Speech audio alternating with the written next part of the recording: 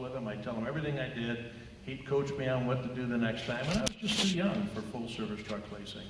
I really didn't understand balance sheets. I really didn't understand business models, income statements. I was really over my head. But the guy believed in me, and I said, okay, well, then I would like to be a branch manager. So he gave me a shot at a branch manager, and I did a good job there. And then I said, well, I'd like to be a rental manager. And they sent me to Cleveland. I was rental manager the next year. The next year, they sent me to Minneapolis. I wanted to be a district manager, so they sent me to Minneapolis, which was a small one. Then I wanted to be a region rental manager, and they sent me to Chicago.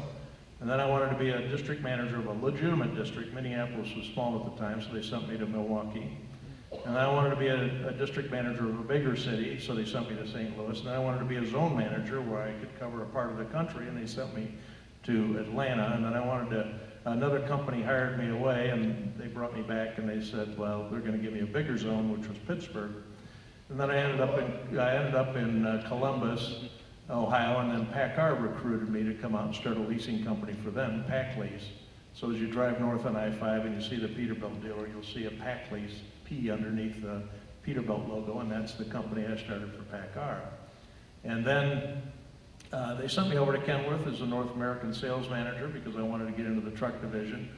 And then I wanted to run Kenworth, and I got in a little over my head, but I was general manager of Kenworth Truck Company. But the point of all this is you need mentors. So everybody I work for, I asked them to be my mentor. And then I said, I'm going to work my butt off because the next job I want is this one over here. And when that position comes available, I want my name to be in the hat.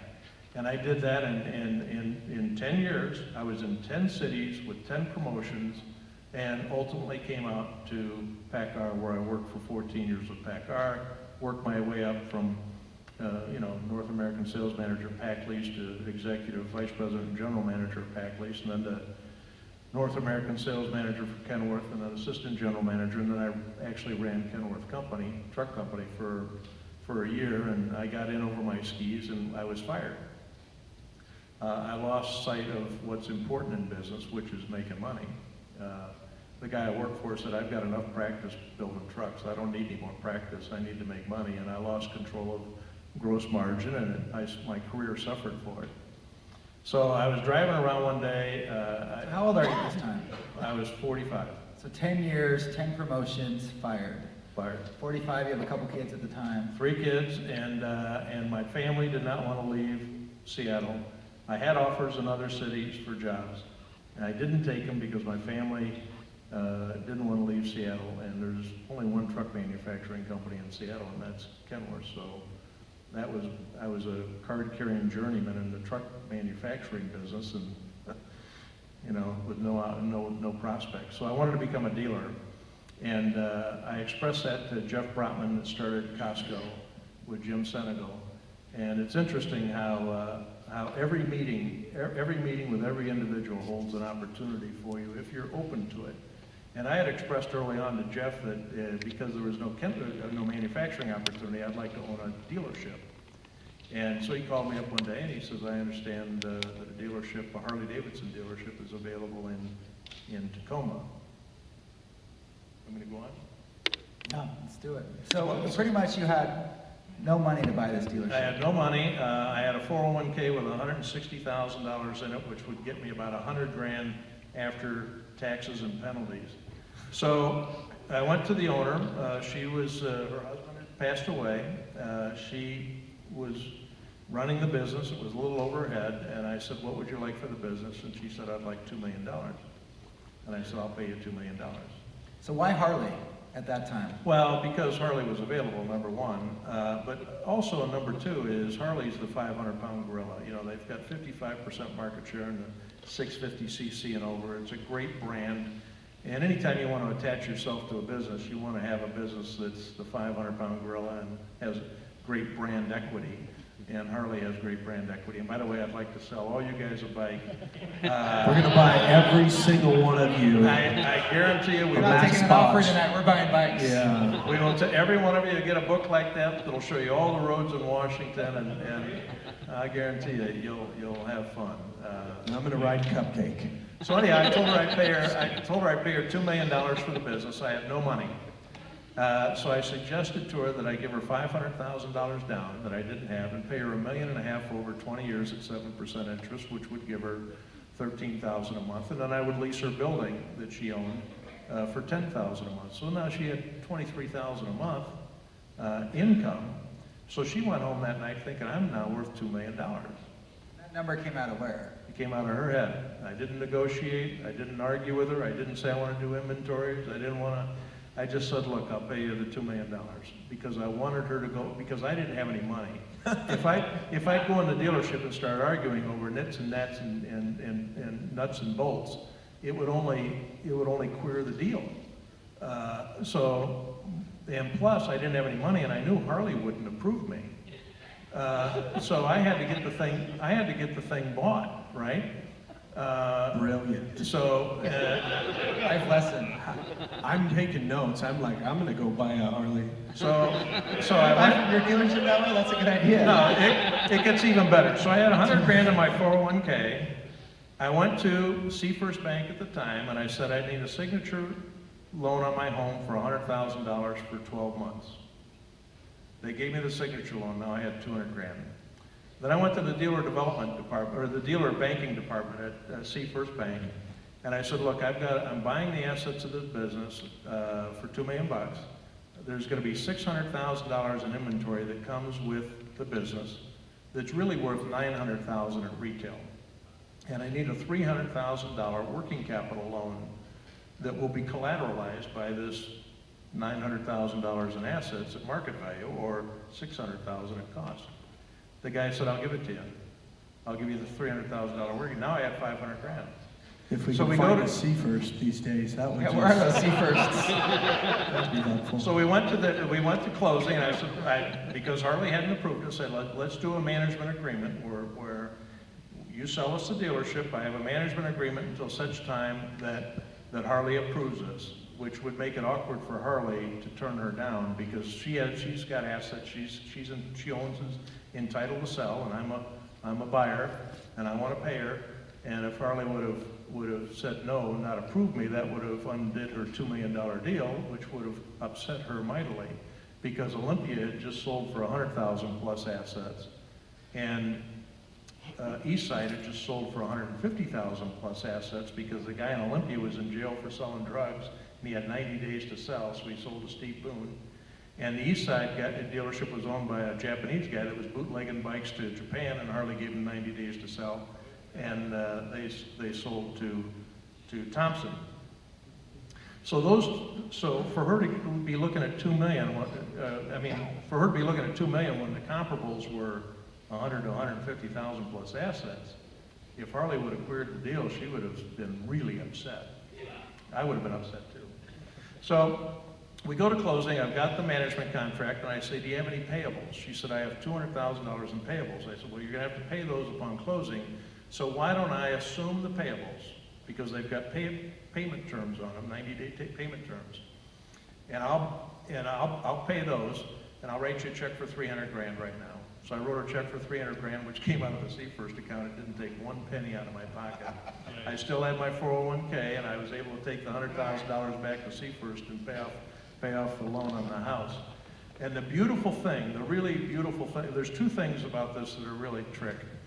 The first thing is that all that inventory, that $600,000 inventory, now that's being financed over 20 years. That's a long-term liability for me because I bought them with long-term debt, that $1.5 million. But that $600,000 sold within 90 days and became cash, and all of a sudden I was able to pay off the $300,000 to Seafirst, and I had $300,000 extra cash in my pocket because that inventory turned over, and I could buy new inventory from Harley on terms. How did you learn that? Huh? Was that life lessons that you just kind of picked up, or were you just trying to say, I'm getting this some way? No, well, first off, I was desperate. I mean, when desperate men do desperate things. But I also knew enough about business, and I knew enough about dealership operations, and I knew enough about the business model and how to position myself. And we went to Harley, and Harley reluctantly approved us, and that's the end of the story. And then they wanted you to buy some more dealerships. Oh yeah. So then they came to me, and they liked my son, and they said, "Would you go down to Portland and buy the Portland dealership, and we did exactly the same thing. $2 million, $500,000 down, $1.5 million over 10 years. They wanted a shorter payment term. And then Harley came to me and said, would you take your daughter and open a dealership in Silverdale? So we did. We opened a dealership in Silverdale, and which we didn't have to pay for. We just built the building. And my daughter didn't like, I gifted her 55% when I capitalized the business because I wanted it out of my estate because I'm going to die. And I didn't want Uncle Sam to come in and say, okay, now we're going to value this thing and she has to pay, or everybody has to pay an estate tax of 55%. So I figured if she's turning the crank, she should be the owner, she should be the benefit. Same thing with my son. We capitalized Portland, I gave him 55%, he's down there turning the crank. He proved to me that he could do a good job, that he could run a dealership. So she wanted to sell, she sold, and he said, well, if she's selling, he said, why don't I sell, and I'll come up and buy you out. And he did that 10 years ago, and for the last 10 years I've been in Scottsdale, Arizona, but now I have 3 grandkids, so now I'm moving back here to see the grandkids. Are you open to adopting any new children? I guess the point is that there's opportunities. A lot of times we say, oh, $2 million, I can't do it. You allow yourself to say you can't do it before you figure out you really can do it. And in my case, my back was up against the wall and I had to figure out how to do it, and I figured out how to do it. So anyhow, I saw a deal one time and it said, what would you attempt to do if you knew you could not fail? And it's kind of an interesting saying, what would you attempt to do if you knew you could not fail? And that's sort of the approach you got to take to life is, I'm going to do it. By hook or crook, I'm going to do it. So did you have fear at all in that process? I had fear the whole time. Yeah. I had fear the whole time. Well, here's the deal. I know where he's going. At the depth of my despair, driving down the street with no opportunity before Jeff Brotman called me, I was all bundled up with angst and completely non-functioning at that point. And all of a sudden, a car pulled in front of me and it had a license plate that said, "Trust God." And all of a sudden, a calmness came over me. And I don't know. Awesome. I don't know how I can express this, but I just said, I'm going to trust God. Yeah. I'm just going to trust God. And within 6 months, I owned a dealership, and shortly after that, I got a tattoo that says, "Trust God." Come on. There. We're all going to get tattoos after this, guys. I got mine. Never mind, I'll show you later. Are you riding in the side seat with a Harley? In the cupcake, yep. So what would be some advice you have for business owners? They're in a situation where, that sounds great. I love the idea of building a culture. You started the business, you took over the business, you started implementing these. But what do you do when you're not either the owner or when you're in a culture that's not lining up? How do you try to turn it? How can you, especially if you're not the owner, you can't really have influence in what your boss is doing and other people. So how do you start doing this in your life? You have to manage their expectations. And by doing that is you have to express, where you want to go, what you want to accomplish, what your expectations are, so they understand, where you're headed, where your mind is going. So your first job is to manage expectations, whether it's upward, whether it's with the wife and kids, whether it's with the employees. I think that's the number one goal that we all have. And so you have to express yourself. That's the most important thing, is be true to yourself and express yourself, and then ask for help. And help me help you. And if you do that, I think you'll be successful. And I think a lot of times we're just rudderless ships kind of going with the current. And you got to put the rudder under the boat and start steering it in the direction you want it to go. But it's only up to you. No one will do it for you. Right. And I keep hearing you, there's a theme here I'm picking up, and you're saying mentors, people that can sow into you and invest into you. Now, a lot of us, we're not, entrepreneurs or even business men ourselves, but tell me more, these mentors, they don't walk around with signs on their foreheads. What's a great way to identify someone that you want to invest into you? Well, somebody you admire. In any organization, you can pick out the winners, and you want to identify a winner. And really, it's up to you to approach them. They're not going to come over and say, hey, I want to be your mentor. That's not the way it works. The way it works is you've got to say, I have an objective, and I'm going to work hard, I'm going to do my part, but I need some help along the way. I need a mentor.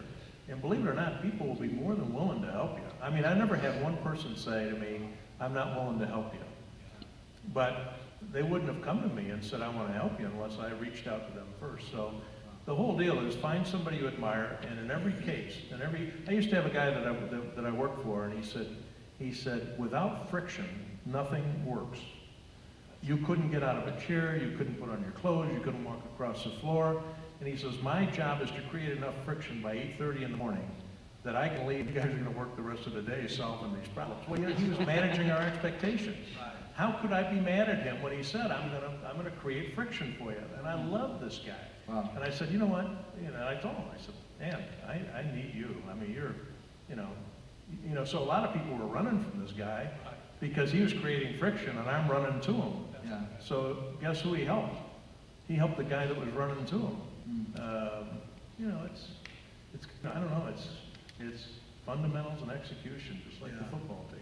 Yeah, that's awesome. So his book is available on Amazon.com, 52 card pickup, and he's just engaging. It's fun to know that we have so many guys like this in our city. We just drove down there and going into your dealership. If you've never been to a Harley dealership, it's something else. I mean, it's an experience. I think you have a cafe there, or I don't know what it is. Cafe. But yeah, life lessons, those are so, I know, I'm thinking of even implementing that in my family. How do I manage expectations, or how do I implement value systems that are clear, easy to say, and easy to implement? And so it's a powerful thing. So thank you, Ed. Let's give it up for Ed Wallace.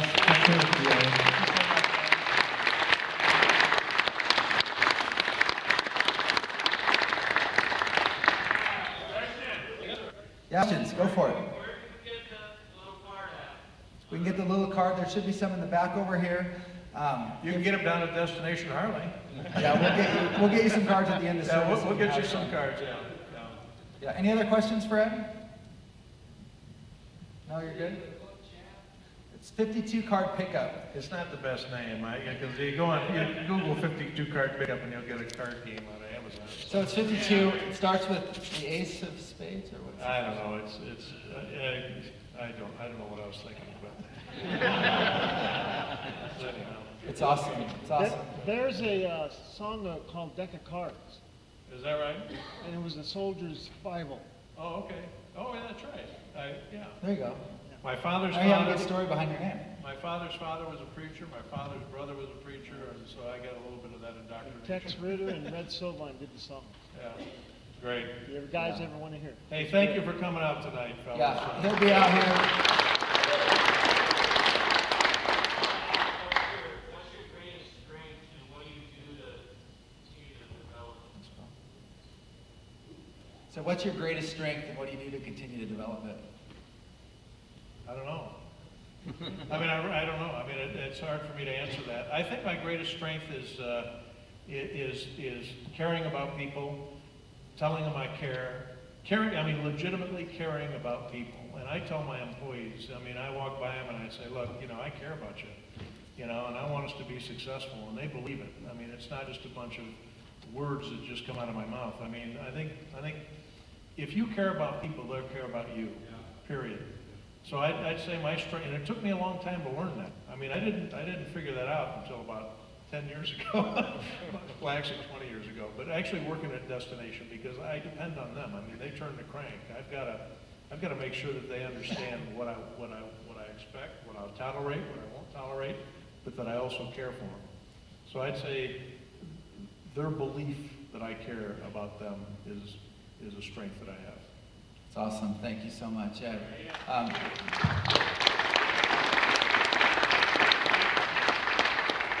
kind of want to hit a couple things as we close here. I think it's really good for us to hear from different people in the areas that they're involved in. We can get so locked into our own life and our own circle, and even just what we've tried or what we've done. So like he said, I would very strongly encourage you to find mentors. People who you feel like there's something about them that you could learn from, that you could add to your life if you're a business guy, if you're a husband, a dad. I did find that a lot of times in my life, that they're not just going to ask to walk with you. And even I found that with guys I walked with. I'm not going to just ask and say, hey, I want to teach you some things. But if you can learn and you can actually just be teachable and actually pursue them, they usually have a lot to offer. And I would encourage you to do the same thing. If some guy comes up to you and says, hey, I want you to be my mentor, don't just look at them and say, I don't know what you're talking about. I don't know have anything. But just teach your life to them. It's a fatherless generation, so there's not a lot of guys that have had good examples or role models. So it's scary enough for them to ask you to be walking with them and to mentor them. And so do that. Take advantage of that. But I had a couple things after I talked to Ed that had to do with that idea of intentions and expectations. And on that little business card, he talks about on the road to life, enjoy the trip. And I was thinking about that last night. And I had a little saying I wanted to give you guys. And it's on the road of life, be bold enough to lead the way, but humble enough to ask for directions. And that's our call as men. We need to be bold to go for it, to be leaders, but yet humble enough to say we don't know what we're doing. Last night I was out in the Bonnie Lake Sumner area, and I have a 10-year-old who is all into science, and he was passionate about finding the blood moon. Did you guys see that last night? Yeah. The super blood moon eclipse, whatever it was called. And so I'm on the hill of Sumner looking to Tacoma, and I've got my little skywalk, I have an app that shows you where it is, and it looks like the moon is literally like between the hill. There was a huge hill. So I was like, all right, guys, let's go for it. Let's go find this blood moon. And so we start going up Highway 410 to Bonnie Lake. And it's like the worst driving I've ever done in my life. I'm in a car, my wife and our kids are in a different car, and I've just got like that sky map. I'm looking for the moon, going through 410, Buckley, we're going all out. And I got to this like crisis moment where I was like, we're not gonna find the moon. I don't know where it is. And my brother-in-law, Chris, had taken another direction, and he said, Chad, I found it. Follow me. And that's hard to do as a man, to say, I don't know where I'm going. I need help. I need your advice. That I can lead the way, but I need to ask for directions. And I just had a couple thoughts on that because the idea of intentions and expectations are key to our life. He talked about that as in the company, like state your intentions, be clearly stating your intentions. And I just wanted to encourage you guys in that is to remember God's intentions. Remember his intentions. Why did he create you? Why did he form you? As I was thinking about what Ed was sharing, we all have our own reasons for doing things, but what was God's reason for creating the universe, for creating us, for calling us by name? And I was reminded of a couple verses, and I'll just share them really quick. But John 10:10 says, the thief's purpose is to steal, kill, and destroy. My purpose is to give them a rich and satisfying life.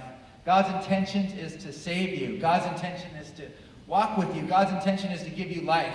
That's God's purpose. That's his call. His intention behind why we do all we do in every church activity is that you have a God that is wanting to give you life and wanting to walk with you and to know you. Another one of my key verses that I always meditate on for God's intentions is John 17:3. And he says that this is the way to have eternal life. It's to know you, the only true God, and Jesus Christ, the one you sent to earth. And I meditate on that verse all the time, that idea of this is eternal life, that we may know you. So God's intention is that we'll know him. And finally, the last one, God's intention is that we'll be conformed. It says, for God knew his people in advance, and he chose them to become like his son, so that his son would be the firstborn among many brothers and sisters. And so God's intention is to save us. God's intention is to know us. And God's intention is to have us be conformed. And so when we're going through life and we wonder, God, what are you doing? We always can say sometimes in the back of our mind, we have that enemy that's just saying, God doesn't care about you right now. God's not up to anything good. Why would he punish me? Why does he put me in this bad relationship, in a bad work environment? We can think of all the negatives, but it's knowing that God is using all of the things in your life to conform you to someone new, to someone different. He's working out the kinks in our life. And so I would encourage you in that is think of this year, what are God's intentions for you? And then the second thing is revisit your intentions. Revisit why you do what you do, Ed, as a business owner, is always thinking about how can we be profitable? How can we make money? How can we create a new culture? And we can do a lot of things in life, and I can think of all the projects I've done. And I've done certain projects that I look back and I have to ask myself, why did I do that? What was my intention behind that? And so what would it look like in your life or even in your family to revisit your intentions of what do we want to have? Why do we exist? Why do I work, right? Why do I function? I'm X amount of years old. I'm 38, whatever age you are. Like, where are you at? And what are God's intentions? What are your intentions? How do you want to spend this year? How do you want to spend the hours you have in your life? How do you want to spend the days and months that you have left? what could you do now, to have a humble heart and to ask God, show me. I've been doing this and I've been doing this. And I think about that in my life. Sometimes I feel like I'm hitting a roadblock. And I keep going at it and I keep going at it and I keep going at it. And usually it's the Lord is just challenging me. And, now, Chad, this is your thing. This isn't my thing. This is your thing. And so roadblocks are a lot of times the time that we stop and say, God, show me my own heart. Show me my intentions. And then the other two I had was about expectations. I love what he said about expectations. He talked about being clear about expectations with your boss, with your coworker, with your family. And so my two takeaways for you guys tonight as we go is, number one is confess your own unmet expectations that you've given other people. It says we've all fallen short. We've all messed up. We've all sinned. And as men, we have a hard time confessing when we failed, when we said we were going to do something and we didn't do it.